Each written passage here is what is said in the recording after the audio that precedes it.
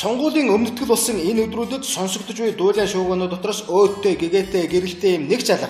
Дандаа л хуйлдсан, булхайцсан, хөшгөний цаана наймаалдсан, өсөглөн зарлал тэмцсэн, сонгогт хэрхийг нь хаасан боосон гэх мэдээнүүд дүүрэн байна. Мордхийн хазгаа гэдэг чинь ингэж л эхэлдэг. Эдэрчүү зарим баримтуудаас дурдвал мэдээж ардчсан намаас эхэлнэ. Шударгуу бусын ерөнхийлөгчөөс өгсүүлээд шадруун зантай инхболд удаадаад офшорчдыг нэр дэвшүүлэхгүй хэмээн мэдгэл хийцгээж гавьяат офшорчин баяр зогтыг нэр дэвшүүлэхгүйгээр болчлоо гэж заглаад байсан. Ахарын хөшигнийгээ тартад мань офшорчин маань нэр дэвшүүлэхээ авчихсан байна. Яав юу болов гэд харин баяр зогтыг нэр дэвшүүлэхээ гэвэл зүй даргыг намын даргаас нь огцруулна гэж шантаажлсан байна. Дархлагдсан хулгайч гэдэг шиг баяр зогчиг дархлагдсан хүн Монголд алга. За тэгээд араас нь бас нэг маш ноцтой зүйл байгаа нь Арслан намынх нэр дэвшигчтэй тодруулахдаа илт хууль дүрм зөрчсөн гинэ. Тухайлбал нэр дэвшиж буй хүмүүсээ шууд уншид танилцуулаад дэмжин эсвэл үгүй гэдгээр нь санал хураасан ба хэнч танигдаагүй хүмүүс гэвгэд үсэрч гарч ирэх.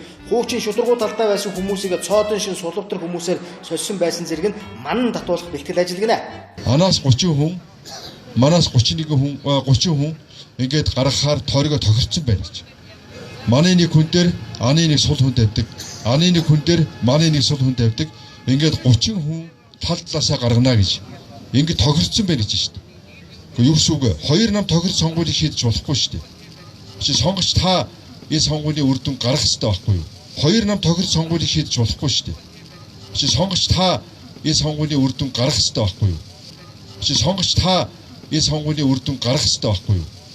Үндсэндээ ан ман хөшигний цаан тохиролцож тойргуудаа хуваагаад авчихсан гэсэн үг юм байна. Тэгэхээр энэ удаагийн сонгуульд шудраг бус зүйлээр эхэлж байгаа юм хойно ан ман алинд нь ч итгэхээр алга. Ер нь энэ хоёр нам камерын өмнө хэрэлдэж харагдаж, камер холтонгууд тэврэлдэж нялуурч байгаад орд газар тендер байраа хувааж авдаг гэмтэй гэдгийг нь бид бүгд мэддэг болсон.